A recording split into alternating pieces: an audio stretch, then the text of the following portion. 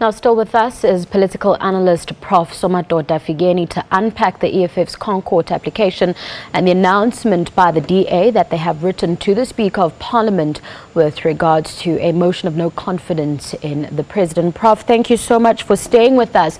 Now, does the Constitutional Court have the power to instruct the Speaker to institute disciplinary action against the President? Well, I do think that the Constitutional Court will be quite cautious and wary of any action that might be interpreted as a judicial overreach. Suffice to say that they might express their opinion that Parliament have not done something demonstrable to reprimand the President, or even the President to apologize to the former public protector. But beyond that, I do think that they may simply signal that Parliament ought to have done more, or even explore possibilities of impeachment. But I doubt there will be directive, in a sense, because in the previous judgments, they've indicated their fears that the preponderance of these political cases may actually lead to judicial overreach, or may be interpreted as conflating, the separated roles of different branches of government. Prof, I'm actually glad you mentioned the issue of so-called judicial overreach. How do we reach that balance between, the responsibilities and the mandate of Parliament and them being responsible for certain things, and then saying that, Parliament is not doing what it's supposed to, let's now take it further? How do we reach that balance in this country? In an ideal situation, the judiciary ought to interpret law and enforce law, and Parliament ought to do the oversight over the executive and make laws, and the executive ought to implement programs, especially those which might have been approved, or the budget approved by Parliament. So in that sense, you would then say that you have separated roles. But the balance here comes when you are able to say, Parliament, in terms of your own rules, in terms of the Constitution, you have not done A, B, C, D, E. Therefore, please live up to your own rules as well as what the Constitution mandates you to do, without necessarily doing the work of Parliament itself.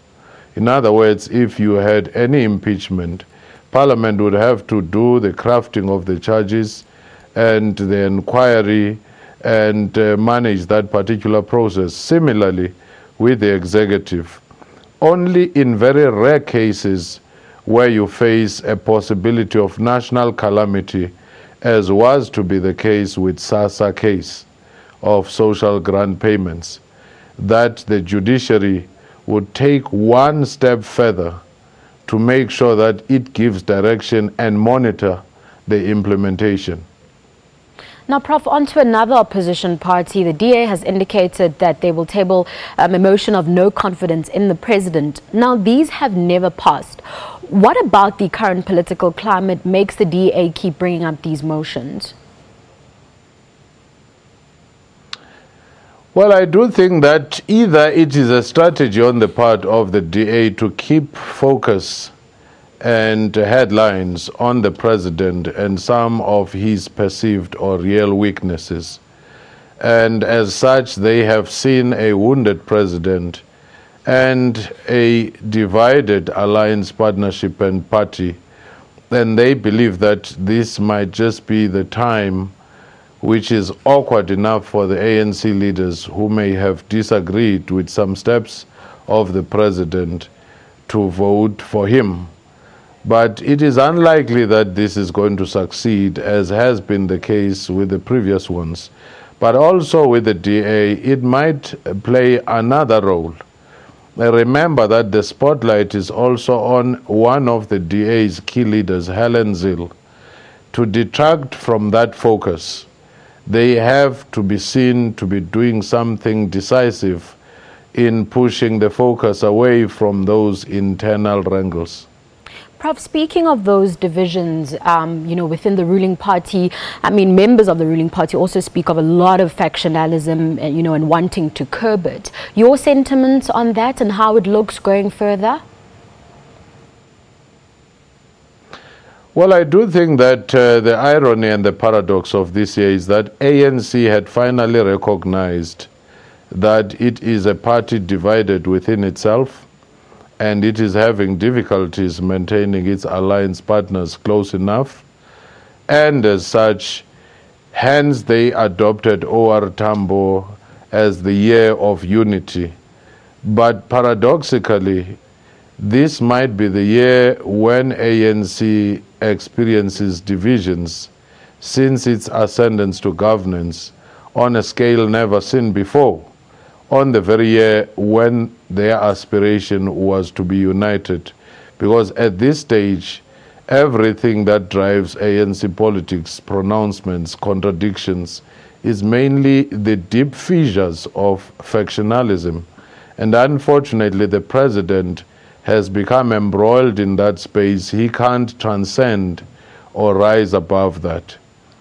Now, Prof, there's a lot going on in the country. I mean, we're seeing opposition parties running to the courts. We're seeing opposition leaders, saying things that are seemingly inappropriate. There's a lot happening, as well as the issues in the ruling party. What would you say South Africa needs right now, considering the current economic climate, for example, and all the other socio-economic challenges we're facing?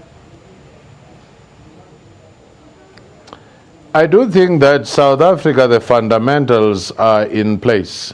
The biggest problem in South Africa is honesty deficit, courage deficit, and compassion deficit. And ultimately, these translate into leadership crisis. We do have leaders, but we are seemingly not have leadership being demonstrated.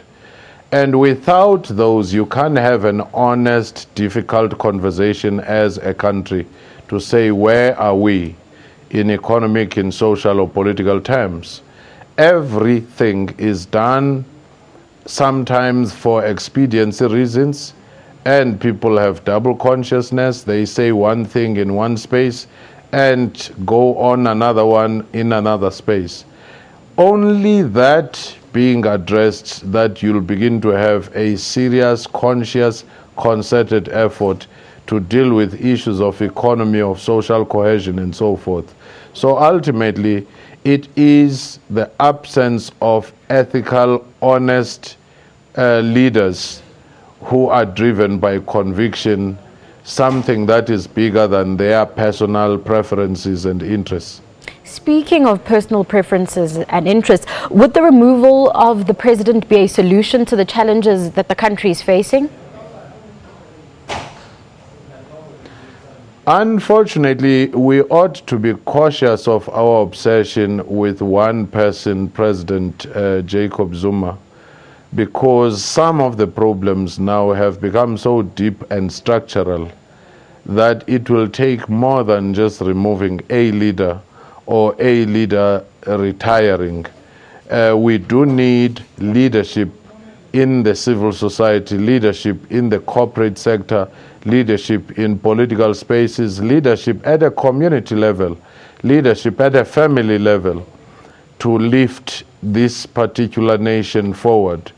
And you also need a very clear, honest analysis of where we are as a country and what the challenges are, and build the capacity of the state to implement those changes and have a leadership that will be driven consistently by conviction and be honest in implementing those changes. Otherwise, we will find ourselves in the same space because of our obsession with individual players.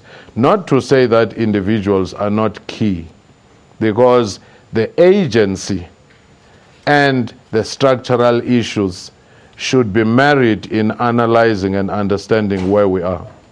Prof, we'll have to leave it there. Thank you so much for your time this evening. That was political analyst Professor Somadoda Fikeni joining us and speaking to us about various political issues that the country is facing. We'll have more news for you.